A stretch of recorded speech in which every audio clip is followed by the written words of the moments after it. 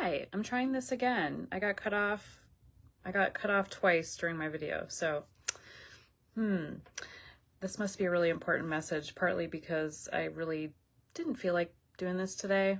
So what did you say? Have you ever been talking to somebody before and the words that you say are so revelatory and you're like, oh my gosh, I didn't even know that was a thing? Or if you're talking to somebody and you actually say something for them, but it's actually for you. This is something I actually have termed a boomerang. I had a time a couple years ago, I was talking to a friend of mine and I like said something to her and it just came back around. It was like, oh my gosh, that was for me too. So do you often take note of what you say? Do you take note of your thoughts? Do you take note of things that are going on with you in and throughout your day? I do. But what I've noticed is when you get around people and you're able to process with people at times, I happen to be a coach and I have other coach friends where I can process and they can ask me questions that are very, it grabs onto things in a way that you can't do on your own. So this morning I was in Numbers and just being reminded of Joshua and Caleb and how, they were two of the 12 spies who were sent in to check out the promised land. And they were the two that didn't come back with a bad report. So what I was really getting revelation about this morning, and it's sitting with me today, is that I wonder about the other 12. Were they talking to people? Were they talking to each other? Or were they just letting their own thoughts of fear rule, which caused them to turn around and come back with a bad report? Whereas 2 of the 12 were like, oh no, we're going to go in. We're going to conquer. We're going to do the thing that we're here for. And I just had this, this vision of Caleb and Joshua, having a conversation together. In essence, kind of coaching each other, well, what would keep you from going in? Or, if there were some fearful thoughts coming up of what's going to stop you from going in? And they were just cheering each other on, helping keep each other moving forward. And I think that, I was on a call today with a client and just being reminded in the power of having somebody in your corner who reminds you of your but God said, not the but what if, like the other 10 spies. They were doing the but what ifs. They weren't being reminded of the but God, I can't say it. They weren't being reminded of the but God said because that was a promised land. They were just looking at the giants. Caleb and Joshua were reminded of the but God said, and they saw the giants, and yet they kept going forward. So I just imagined them having this, like what I do with my clients, having this conversation, a coaching conversation, okay, we're going in, we're going to keep going. And that's what I feel like there's just not enough of you out there. My heart just burns for those of you out there who have something in you. You know you have something in you. You're called to step out and do something stretchy. It's powerful. It's going to set others free to do what they're called to do. And yet you're just sitting on the sidelines. And that's where you need somebody like me. And if it's not like me, if it's not me, it's somebody else. For me, the way that I coach women, we dig for gold and we draw out words, we draw out next steps, we draw out the importance of your stepping out because it's so beyond you. So I just want to remind you of that. Same thing with Moses. Moses had Aaron and Hur. And I was reminded of that today along with Caleb and Joshua. They had each other and both of them came back with the same report that they were going to go in. They were not going to let fear stop them, right?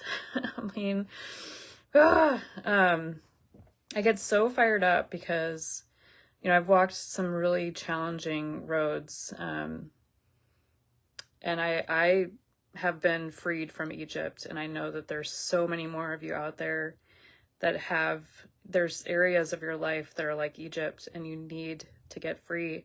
And sometimes it takes somebody who's got keys, a revelation, to help you to step out and do the thing and to keep your eye on the promised land, keep your eye on what God said, not what the people around you, I like to call them, there's people around you. I've got those people, the but what if people, the like Job's friends people, those people, they're well-meaning. They're well-meaning. So if you have people in your corner who are like, but what if, what if that doesn't work out? Or, that doesn't make sense. But you've got a word from God, or you've got your next steps from him. You need somebody who's going to come alongside you and help you to keep moving. Take one step at a time, get that next step, take it, have somebody in your corner. I'm that girl in the corner, but I'm not for everybody. I'll preface that.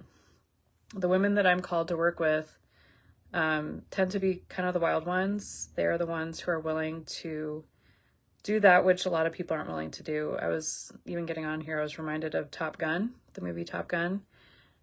He called me to be a flight attendant, but I really feel like I'm called to the ones that are willing to go in where others won't go. And I would attribute that to the Joshua and Caleb's, but some of you just don't have that person in your corner who will help you keep going forward, because you're called to the front lines. I like to say, get off the sidelines. You're called to the front lines. People are waiting for your yes, and it is so beyond you. It's not about you. It is, but it isn't. I get really fired up about this. Can you tell? So, when I think about the women that I'm called to work with, I literally see so many women in cages of complacency, whether it's working a job that is so out of alignment because they're just thinking that the paycheck is what they need and they need their 401k and they need benefits and all the things. But I also see women whose voices are really locked up and they need to come out of the cage and they need to release their sound, because people are waiting on you to come out of the cage. Just think of like an eagle. I love eagles, if you guys know me. My business name is New Wings Coaching, and I just see way too many, just when I think about these women, like their wings are literally clipped. So if that sounds like you, it's time to come out of the cage, and I have some keys to help you. But you're going to have to reach out. So there's that.